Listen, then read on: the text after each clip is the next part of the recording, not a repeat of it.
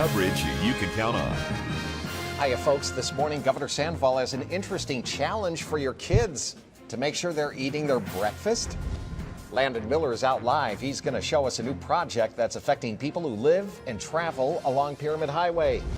And we have a follow-up to the home invasion that took the life of one elderly man. The latest on that and how you can help with this investigation, which is a real mystery. 6 o'clock is our time right now. Good morning, I'm John Potter. I'm Andy Guevara. Thank you for starting your day with Channel 2 News this morning. We're going to start with a quick look at weather with Jeff Martinez. Good morning Jeff. to you. Hi there, Andy and John. Good morning to you on this Thursday. Week moving right along. It's going to be a nice day today. We'll see mostly sunny skies, partly to mostly sunny skies, high of 57 degrees. More on your weather coming right up. Good morning. All right, well, this morning, Sparks Police are trying to solve that home invasion that turned deadly. 68-year-old Robert McDonald was one of two men beaten in their home last week. He died at the hospital on Tuesday. The other man has recovered, but police don't have much information. They don't even have a person of interest right now or a suspect description. Usually we have some kind of nexus to somebody who did something, and we just don't have that right now. Detectives say they've searched the home and couldn't find any evidence of forced entry. McDonald's roommate was released from the hospital, but he can't remember anything. Police say it is possible there is more than one suspect, but they aren't sure, so they're asking for your help. Secret Witness is offering a $2,500 reward. So if you know anything that can help, you can call them at 322-4900. The 20-year-old woman who was hit while crossing the street Tuesday night, remember yesterday we said life-threatening injuries? Well, she's expected to survive. The accident happened just after 6:30 in the 1100 block of El Rancho Drive, just north of Elementary Drive. The woman was hit by a man who stopped his vehicle and is cooperating with police. Investigators say they're looking into whether that pedestrian was under the influence, for which he could face charges. And Sparks police are looking for a man they say tried to lure a teenage girl into his car yesterday. It happened on the 1800 block of Prater Way in Sparks. The suspect is described as a Hispanic man in his mid-30s with a thin mustache. He was wearing a black baseball cap with a yellow logo. And the car is described as a newer silver Jeep, and it was last seen heading east on D Street. If you have any information, you're asked once again to call Secret Witness. And the Washoe County Sheriff's Office arrested this woman, 20-year-old Kristen Ashley Chamberlain, for cashing fraudulent checks. Investigators say she worked as a caregiver for an elderly Incline Village woman and stole more than $6,500 from her. Chamberlain faces charges including forgery and exploitation of an elderly person. And now in School Watch. This week is National School Choice Week, and it's raising awareness of the options that parents have when it comes to educating your children. A change in an environment would make that big of a difference. The rally yesterday at the state capitol focused on the value of charter and online schools as well as homeschooling. And the rally focused on equal funding. So many people don't realize that some of the funding that goes to public schools doesn't come to charter schools. So it would be really great if legislators could focus on the specific funding for charter schools. Well, there's a plan to do just that. The governor's proposed budget includes $20 million in matching funding for charter schools. Now, critics say some school choice options take funding away from public schools, which are already low on money.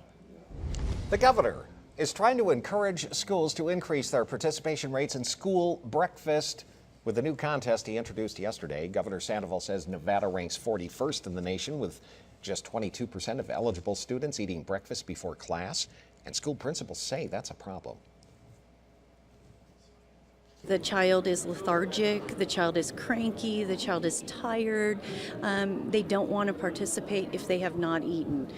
The goal for the School Breakfast Challenge is to increase Nevada's breakfast participation rate by 20%. The challenge runs from February through March.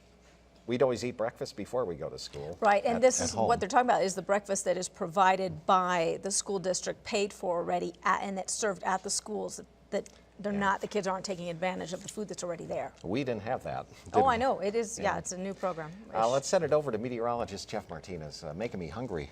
Oh, yeah, no doubt. Hi, Jeff. Time for breakfast. Good morning, everyone. Hope you're doing great on this Thursday morning. We were talking about how low Lake Tahoe is right now. And check out this picture of Lake Tahoe. The lake level usually is up around here, and it is just very low. This is at Tahoe City where the lake flows into the Truckee River. And that's the bridge right here, Fanny Bridge, where the lake flows into it. and you can see it is bone dry. Here is Fanny Bridge at Tahoe City, and there's the gates that let the water into the Truckee, and you can see nothing there. So unfortunately, we are going to stay dry as we head through the next several days. At least no huge winter storms on the way. 38 in Lovelock, or 38 in Fallon, 36 for you in Lovelock, and our temperatures here in Reno are in the 30s, about 30 degrees to be exact. So a chilly morning, but a nice afternoon. We made it up to 58 degrees yesterday, a good 11 degrees above average. Sunrise coming up at 7:09, your sunset at 5:16. We will have a few clouds out there today as an area of low pressure is to the south of us in Southern California. Unfortunately, that's going to stay away from us into Arizona and New Mexico. They'll get the rain today, and we'll just deal with some partly sunny skies and a high of 57 degrees. More on your weather coming right up. Let's take a look at that morning commute now with RJ, see what's going on. Good morning. Good morning, Jeff. Well, right now we are doing great. There are no accidents or incidents to report. All of our highways and service streets are traveling at top speeds as we begin that morning commute. As you exit the door, be sure to buckle up. It's for your safety, and of course, it is the law. That's your traffic. Thank you, RJ. Well, in Cone Zone this morning, there's an area that some people describe as a ghost town. But it's far from it. It's right near the busiest Sparks intersection. We're talking about McCarran and Pyramid. Now, Landon is out at Galtway and Pyramid Highway. So why a ghost town, Landon?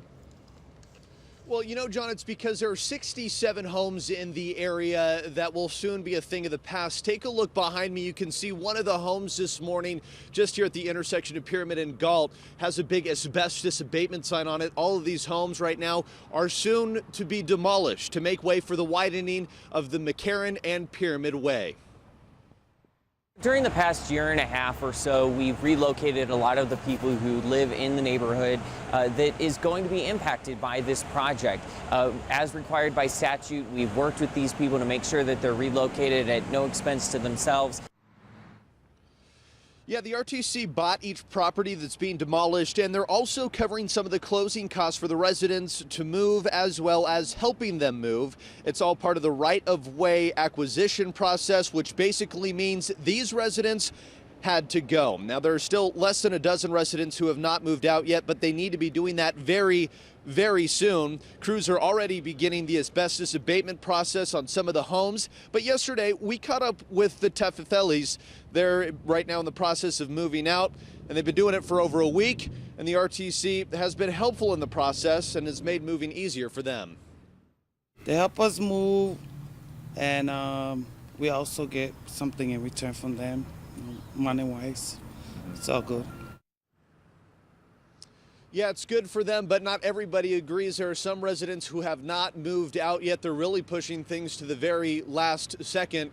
By the way, the first home should be demolished, from what we're told, perhaps tomorrow morning, John and Andy.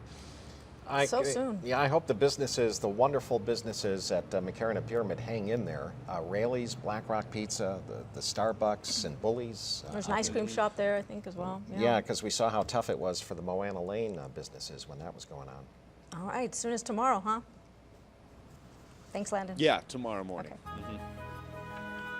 And turning to our community now, the Hard Rock Hotel and Casino at Lake Tahoe had its grand opening last night. The property at State Line includes more than 500 rooms and more than 25,000 square feet of casino space, but that's not all that it brings to the area.